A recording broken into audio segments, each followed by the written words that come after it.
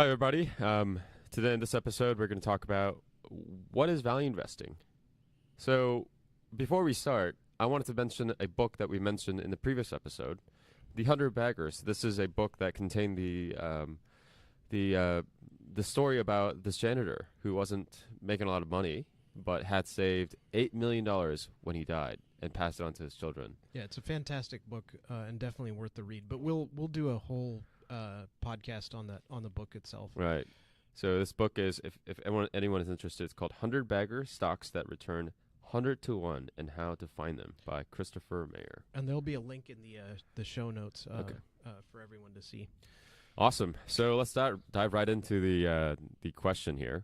So in the previous episode, we talked about why invest at all.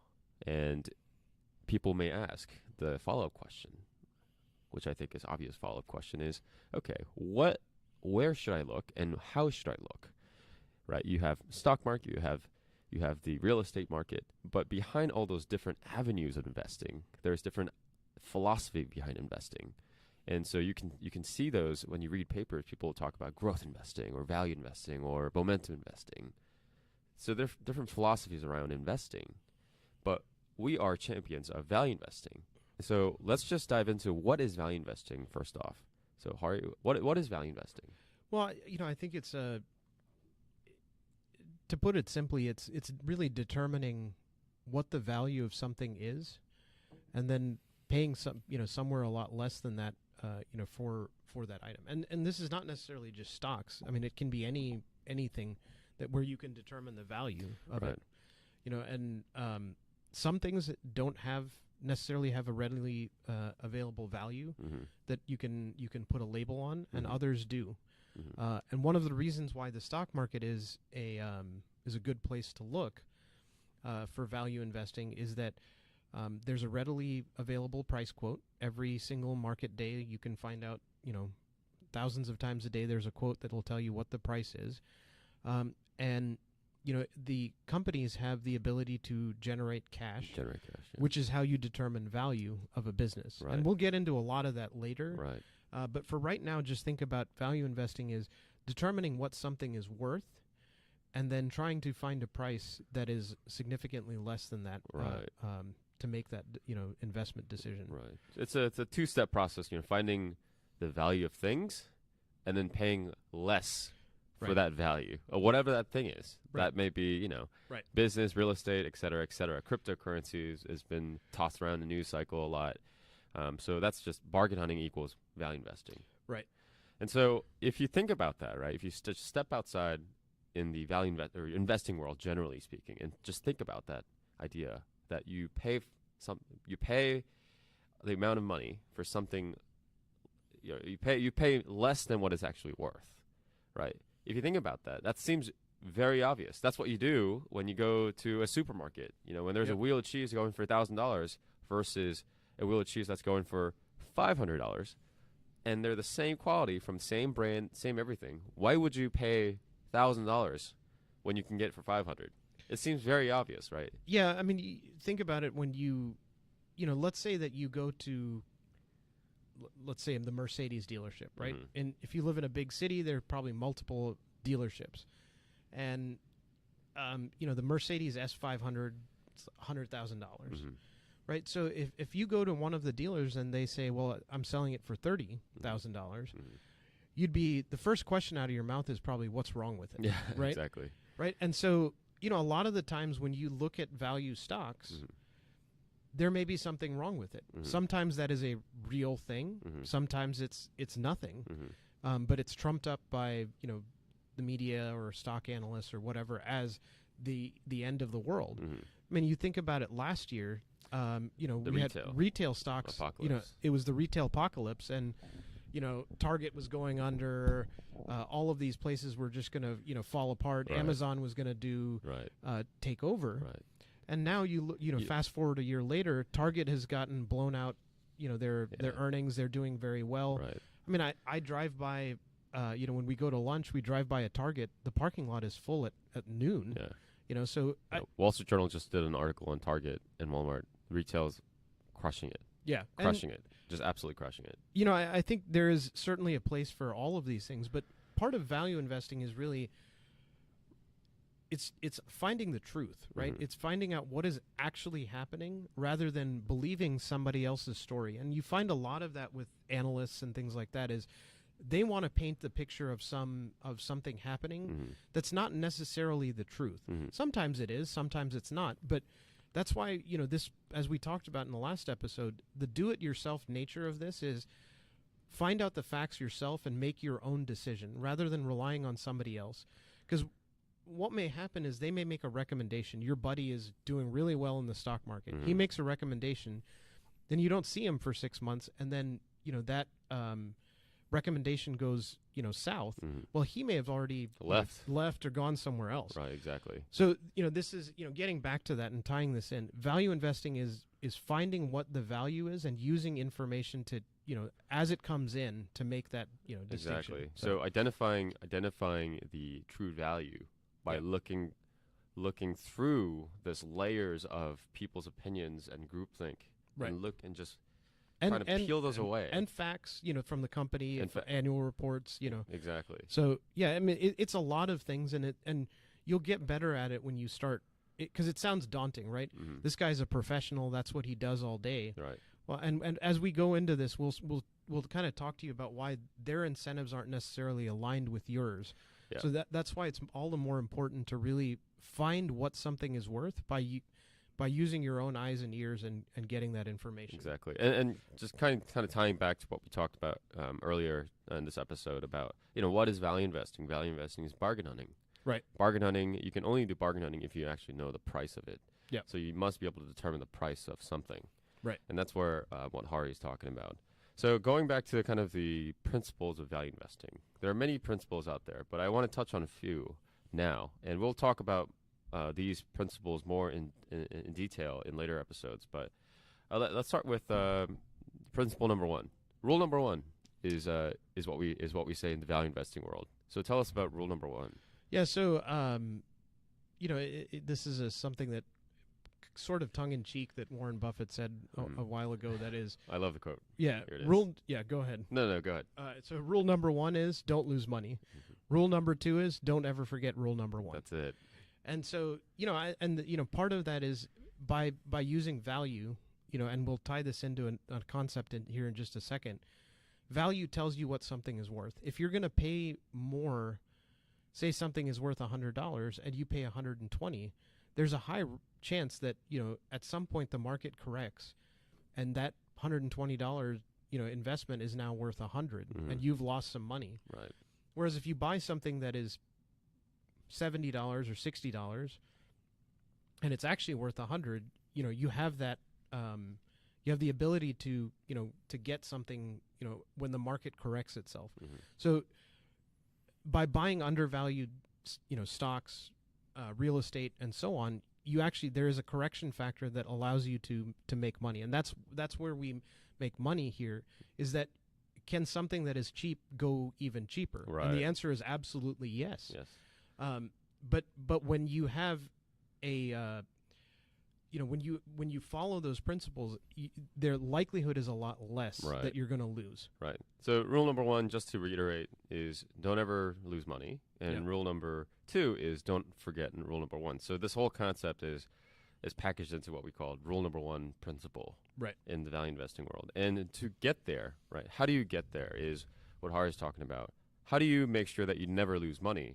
And the way you do that is through what's called margin of safety. Yep. That's what we call, buying something with significant margin of safety, so that even if it drops, you're still above what you paid for. Yeah, and so think about it this way: if you buy something that's worth $100 and you pay $50, there's a significant. Let's say you're off a little bit on your valuation from $100 and it's now worth $90. As opposed to paying $90 for something that's worth $100, and then it gets reevaluated to $90. Well, you're not going to really make any money there, right? And so, what we haven't talked about here is, as part of rule number one, is there is a cost for every investment that you make. We call that the opportunity cost. That you can invest in something else. So it's always best to invest in something that is as cheap as possible, the Mhm. largest margin of safety that you can get, and that allows you to to actually never. Well, I mean, I won't say that you'll never lose money, but Right. but your likelihood is much lower. Exactly. That way. Exactly. You're just trying to protect your principal Yeah. capital. Yeah. So, just as I'm trying to recap here. So, rule number 1 we talked about. Margin of safety we talked about. There's another principle that's so important. Actually, before we go into that, I want to read you a quote on margin of safety. Margin of safety has been, it's a principle that we're going to talk about later. This guy, Benjamin Graham, he's the father of value investing. He's the one who created the idea of value investing. But there's a famous quote on margin of safety. Here it is. To distill the secret of sound investment into 3 words, we venture the motto, margin of safety. So the secret of sound investing is margin of safety from Benjamin Graham himself. So I wanted to touch on that really quick before we move on to the next topic. Yeah, I think you can. There are a lot of people who call themselves value investors, right? And I think value investing is not a new concept, even when in Benjamin Graham's time. Mm-hmm. But the idea that we all try and everybody does this. Stock analysts, they all put a price target. They always say this is what the stock is worth, kind of thing. But the zone in which you would be willing to buy is only when there's a large enough buffer Mm-hmm. that companies go through rough patches all the time, and you do not want to be holding that. Like we were talking about Target earlier, when today Target is selling at around $85 a share. If you thought that it was worth that, and you paid $80 a share, there's a chance that it goes down. Well, Mhm. last year it drops into the 50s, Mm-hmm. right? And so you've lost a lot of your money, Mm-hmm. in that scenario. So, but buying it at 50 when it's worth 85, there's a significant, buffer there because it's a big company with a great, great prospects. Right. So, that idea is so critical to this and being rigid about that principle. 'Cause exactly, yeah. I can't emphasize that enough. Because That, we made the mistake right there. Yeah. too.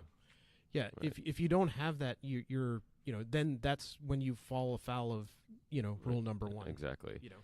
So moving on to another principle that is so important in the value investing world is investing is not speculating. So investing, fundamentally different than speculating. I want to read you a quote really quick, and then I would like Hari to chime in here. A quote. This is also a quote from Benjamin Graham. Invest in operation in one which, upon thorough analysis, promises of safety of principal and an adequate return. Operations not meeting these requirements are speculative.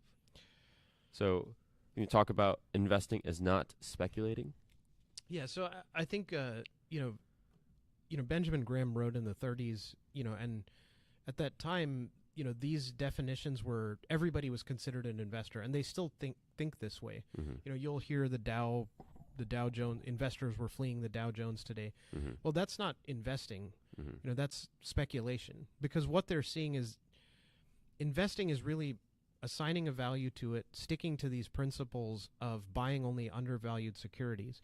If you buy it, when you speculate, and let's be clear, speculation is not illegal or immoral or has, but it's also not a very good way of making money. Mm-hmm. And so if you think that, I can buy a stock, that's a little bit overvalued, but, is still going to keep growing just because, the economy is going to do well and all this stuff, Mm-hmm. You're essentially speculating on what is going to happen, right? I think the best example of this is cryptocurrency, right? Cryptocurrency doesn't have an intrinsic value, right? Intrinsic value. Can you explain that a little Yeah. bit more? Right. Let's take for example, Bitcoin or a bar of gold or something like that, Mm-hmm. right? The intrinsic value of that is impossible to determine because it is essentially what somebody else is willing to pay for it, right? Mm-hmm.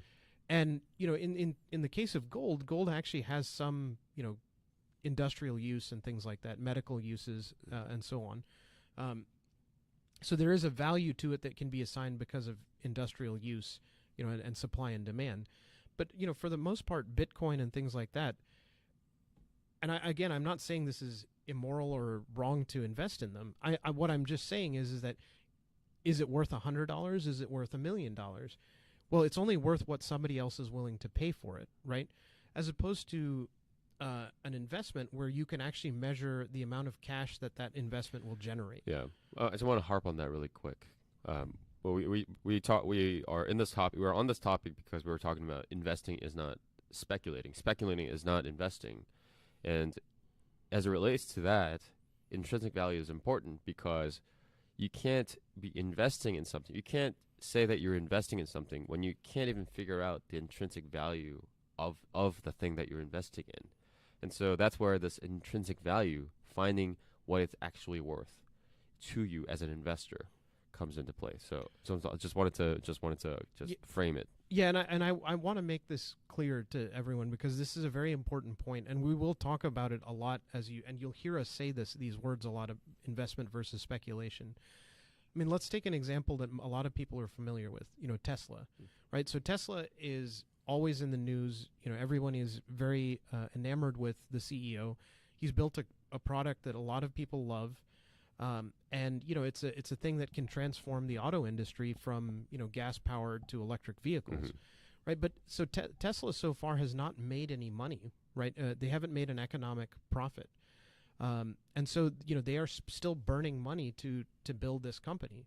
So you can make the argument that that it is a speculative, security because there is no. How do you know how much money they're going to make, right? And the way we determine that is by assessing what are all of the future cash flows of a company, and then using that, discounting it back to today's, and that's how we determine the value of something. So if something doesn't make any money, it's really hard to determine what it's worth. And you could make that argument for Bitcoin. You could make that argument for a painting, for artwork, things like that. Whereas if it can't generate cash, then how do you invest? How do you measure what it's worth? Exactly. And, so tying that and think about that because it sounds silly that you would think about this, but you should really put this, at the top of your list whenever you're looking at an investment or to make an investment is, am I speculating on this? And that'll help you determine, as you start building out your framework for success here. Just wanted to mention one more thing about intrinsic value. Just one really quick thing. Intrinsic value, when we talk about in the context of investing, intrinsic value can only be assessed if it returns cash to you. So just going back to Hari's point about you have this painting or cryptocurrency or something else, if that asset, if that thing doesn't generate cash in the future, it's really hard to assess intrinsic value of it to an investor. To an art collector, it may be a different story because he or she just likes to collect art. But as an investor who's looking for a return on that investment, the only way to really assess that is through future cash. Yeah, and I think you can think about this, and not to belabor this point, but if you look at in 2008, people were buying condos in Miami. Sometimes the condo hadn't even been built yet. The first person would buy it. They would sell it to somebody else for a higher price. A third person would buy it at an even higher price. Right. And the idea is that I will find somebody else to pay a higher price than what I am paying right now. And that is the essence of speculation, right? Yeah. Is that you have no way of knowing what something is worth, but because you think somebody else will pay a higher price for it, you are willing to sell at a higher price, as opposed to knowing what you could rent that condo out for in Miami. Well, and then what happened was, these condos would be bought out 3 and 4 times before they were even built. Right. Bought and sold. That's crazy. And then the market crashes, and all of those companies, some of those condos never even get finished because the builder runs out of money. So you gotta be very careful about this and think about, is this actually speculation or am I actually investing here? Right. So those are the principles of value investing. Rule number 1, margin of safety. And lastly, investing is not speculation. And so I wanted to touch this last point before we close out this episode on the background of Benjamin Graham. As we said earlier, Benjamin Graham is the father of value investing. And how did this idea come about? I think it's important to touch on it a little bit here because it has left so many people inspired, including Warren Buffett and Joel Greenblatt, etc. Uh, the greatest investors of all time have been value investors. So, can you tell us a little bit about his background, Benjamin Graham, how this idea came about? Yeah, so Benjamin Graham ran, at various times in his career was a professor, also ran a fund, and at the time of the Great Depression is when he started his career, and he, as a lot of people in that time, he did very well for himself. Then the 1929 stock market crash wipes out a lot of these guys. The money is lost in that, and for the next 15 or 16 years, the peak of the market isn't achieved again for another 15 or 20 years. It's not really till World War II that you start seeing the investment activity start picking up. Right. And so at that time, Benjamin Graham was really looking at a very different kind of market than we are right now. But I don't think that changes the principles that he put forth, and which he lays them out in the book, The Intelligent Investor, and he really talks. What he specifically talks about is these three things that we have just mentioned above. Investing is not speculation, margin of safety, and don't lose money. And so he does that by focusing on these companies that are, basically trading below what you could liquidate the business for. Sell off all of the assets, pay off all the debts, and you would have more money than. And so these are not great businesses. You can imagine that they're, businesses that are falling apart, but have been around a long time and have, built up a cash hoard, built up some assets, and so on. Those investments don't exist today, but rarely exist. Yeah, they are still out there. I should say they're not always there, but they're not enough in large quantity for that to be a primary, investment strategy. But nonetheless, his focus is still very much on finding good companies with, that you can understand the business and make a reasonable assessment of their valuation, and then paying a price that's significantly lower than that. And if you do that, as there's a great article that Warren Buffett wrote in 1984 called "The Super Investors of Graham and Doddsville," and he basically says, like, if you look at all these people, right, and you say, line up everybody's portfolio returns over a long period of time, and you start noticing that there's a bunch of people at the top that all subscribe from one philosophy, and that philosophy is intelligent investing. It's Benjamin Graham and value investing. I mean, from my perspective, why would I ever try and reinvent the wheel, right? My goal is to make money, right? And so if I'm going to make money, I'm going to follow the guys who do the best, right? And the guys who do the best are guys who follow Benjamin Graham. Now, there's lots of different flavors of value investing, lots of different ways of looking at it, but all of them follow these same three principles, right? And that's why I think it's so important that you learn these, and in a lot of ways, these three things sound so simple, and then so the question is, why doesn't everybody do it?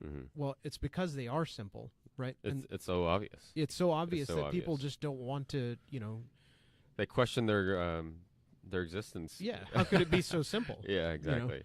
So, I think this is a good start for us to start here, and we will spend a lot of time on each of these three topics in the next podcast to really hammer these things home and get you understanding them. Great. Thank you, Ari. We'll see you on the next one. Thank you, guys. Yeah. Thanks a lot.